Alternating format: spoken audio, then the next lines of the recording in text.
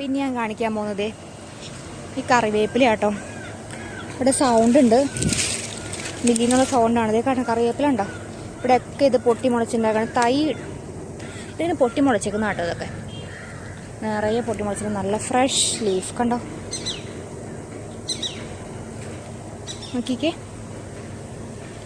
നല്ല ഒന്നാന്തരം കറിവേപ്പില പിടിച്ചിട്ടാൻ കുറച്ച് പാടാണേ. പലരും കൊണ്ടിട്ടിട്ട് ഇങ്ങനെ പിടിക്കുന്നില്ല എന്നൊക്കെ പറയും. ഇതൊക്കെ പണ്ടോട്ട് ഇവിടെ ഉള്ള കറിവേപ്പാണ്. അതിൻ്റെ ഇടയ്ക്കേക്കടെ കണ്ട ഒരു സാധനം നോക്കി, എന്താന്ന്, കാന്താരി. നമ്മുടെ സ്വന്തം കാന്താരി. ചമ്മന്തിക്ക് അരയ്ക്കുമ്പോൾ ഇതൊക്കെ ഇട്ട് എന്താ ടേസ്റ്റ്. നമ്മുടെ നാടൻ ചമ്മന്തി, മാങ്ങാ ചമ്മന്തി, തേങ്ങാ ചമ്മന്തി, ഇതിനൊക്കെ ഏറ്റവും ബെസ്റ്റ് നമ്മുടെ കാന്താരി ഇടുന്നതാണ്, കാന്താരി മുളക് ഇടുന്നതാണ്.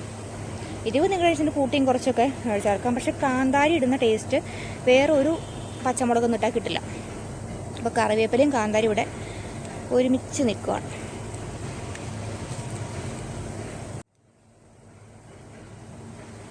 ഇത് കണ്ടോ, കറിവേപ്പിൻ്റെ പൂവുണ്ടോ. ഇതിൻ്റെ കായ കാണിച്ചു തരാം കേട്ടോ. ഇത് കായ ഓർന്നതിട്ടുണ്ട്. ഇതുണ്ടോ, അതാണ് കറിവേപ്പിൻ്റെ കായ. ഇങ്ങനെ പൊക്കം വെച്ച് പോയേക്കണം. നമ്മുടെ താമരക്കുളം കണ്ടോ, പൂണ്ടായിട്ടില്ല. ഇല നോക്ക്.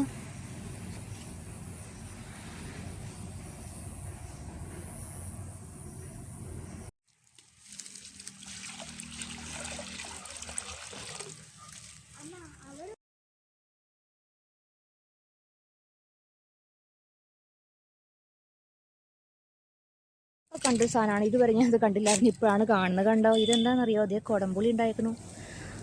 നല്ല രസം. ഇതിൻ്റെ പൂവാണത്. അപ്പോൾ ഇത് നോക്കിക്കേ, ഇതിന് വലിയ പൊക്കമൊന്നുമില്ല. നോക്കൂ, ഇത്ര ഉള്ളൂ അത് ചെടി.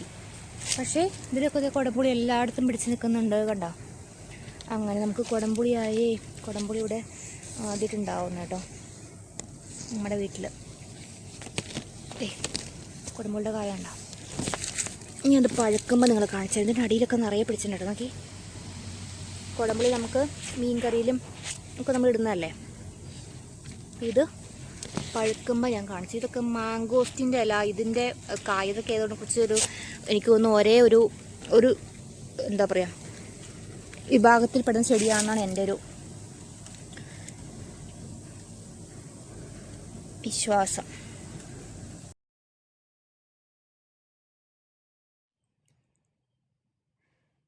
അപ്പോൾ ഇത് തുമ്പി ഉണ്ടാക്കിയ ക്രോഷ്യ വർക്കാണ് കേട്ടോ. ആദ്യമായിട്ട് ചെയ്യുന്നതാണ്. അപ്പോൾ അതുകൊണ്ട് ഞാൻ വിചാരിച്ചൊന്ന് കാണിക്കാമെന്ന്.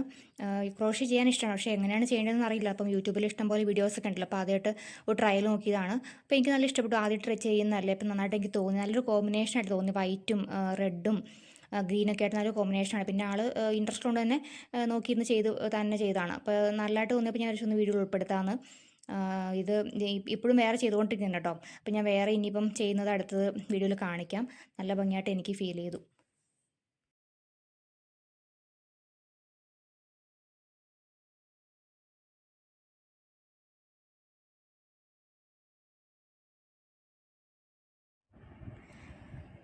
തുമ്പിയുടെ പൂച്ചനെ കളിപ്പിച്ചുകൊണ്ടിരിക്കുന്നുണ്ട്. ഒരു നല്ല ഭംഗിയുള്ള പൂച്ചെടി ഉണ്ടായിരുന്നു, അപ്പോൾ അതിനെ കളിപ്പിച്ചുകൊണ്ടിരിക്കുന്നുണ്ട്. പിന്നെ ഞാൻ ആദ്യം കാണിച്ച ക്രോഷ്യ അതിങ്ങനെ ബൊക്കെ പോലെ പിടിക്കാറ്. നല്ല ഭംഗിയിൽ കാണാനായിട്ട് ബൊക്കെയായിട്ട് പിടിക്കുമ്പം കണ്ടോ, അങ്ങനെ ഒരു ചെയ്യാൻ പറ്റുന്ന ഒരു വർക്കാണത്.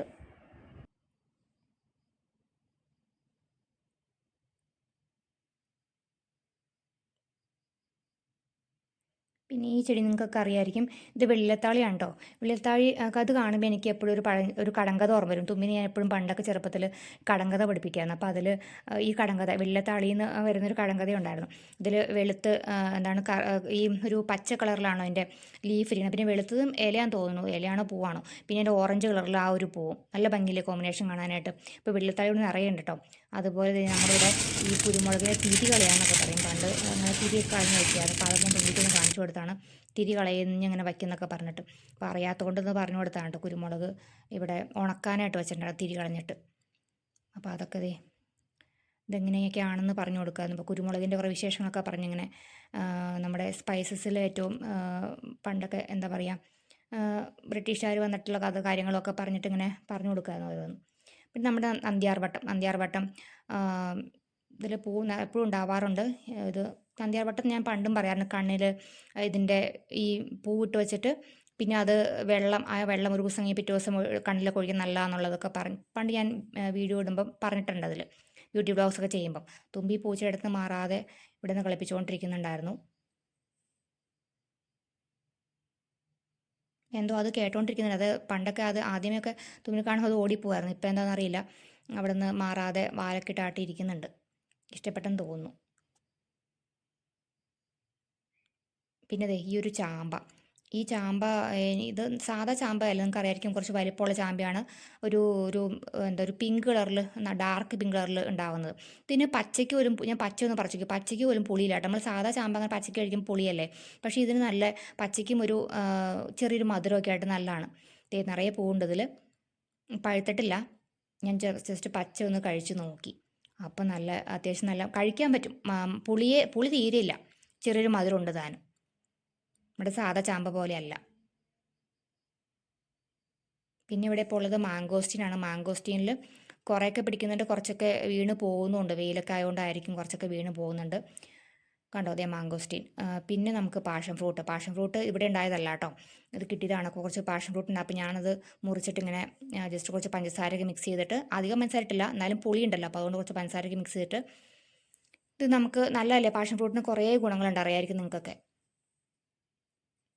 അപ്പോൾ അതിങ്ങനെ ഒരു ജ്യൂസ് പോലെയോ അല്ലെങ്കിൽ ഇതുപോലെ തന്നെ കഴിക്കാനൊക്കെ നല്ലതാണ്. അപ്പോൾ അതുണ്ടാക്കിയെടുത്തു. ഈവനിങ് ഒരു ഡ്രിങ്ക് ആയിക്കോട്ടെ എന്ന് വിചാരിച്ച്.